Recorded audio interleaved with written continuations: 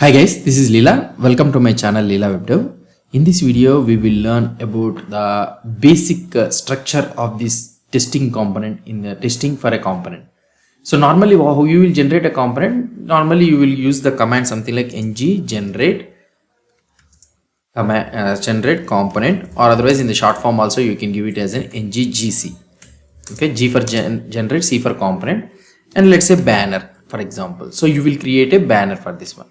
So now what are the files that will be created for this one? So the main files that are created for the component is, you know already, the one is the logic file, that is nothing but the class logic file, TypeScript class file, and another one is the HTML file. So if you don't want the style, means you can keep it as an inline style in that one as an option.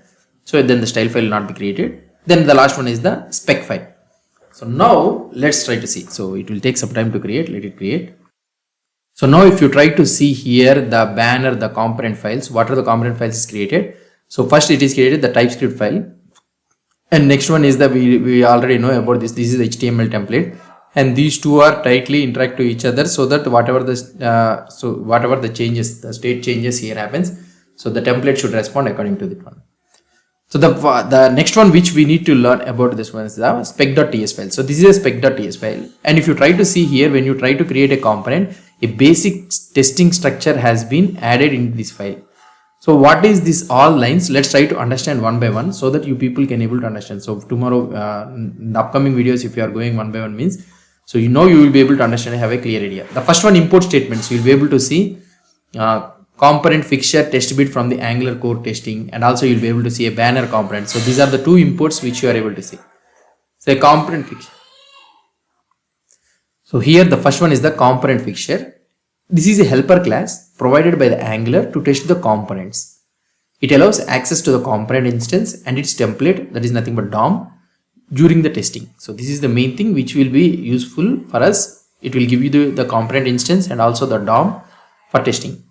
And the next one is the test bed. So you people already know about this one. It is a utility for setting up and configuring the test environment for Angular components, directives, pipes, or services. So whatever the dependency injection is necessary for this one, the test bed will provide it.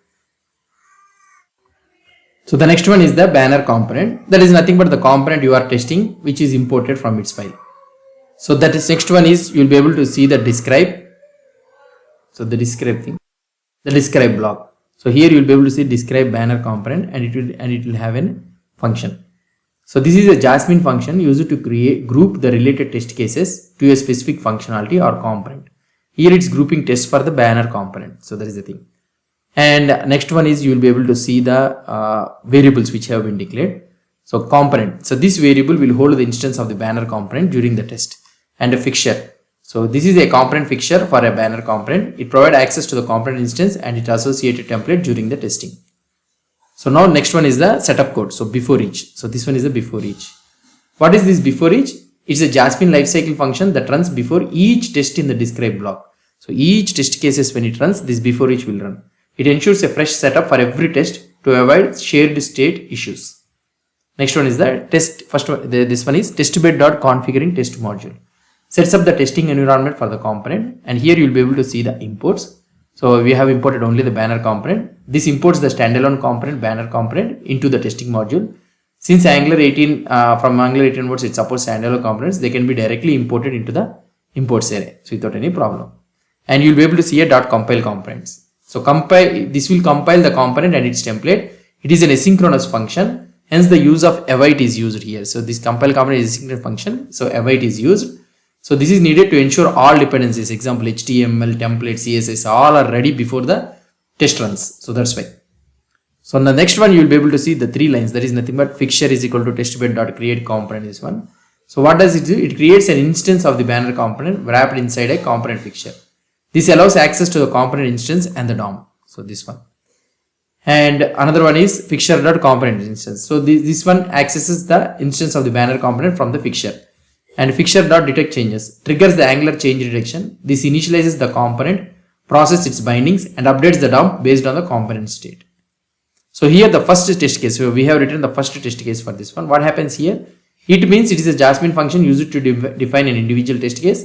This test checks if the component was successfully created or not, and expect of component to be truthy. So assets the component. So here assets the component instance is not null or undefined. If the component is successfully created means this test will pass.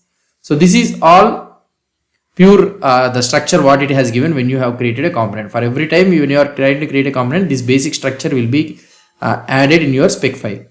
So now this what is before each means. So configures the testing module with the banner component, compiles the component template and initialize it inside a component fixture, triggers the Angular change reduction to set up the component instance and its DOM. So that is the functionality of the before each. And test execution means verifies that the banner component was successfully created and checking its instance to be truthy or not. So that's it. So this is a basic test. Okay, test case that ensures the banner component can be instantiated successfully. It's often referred to as a smoke test also and serves as the foundation for more specific tests that would validate the component's functionality, inputs, outputs and the DOM interaction.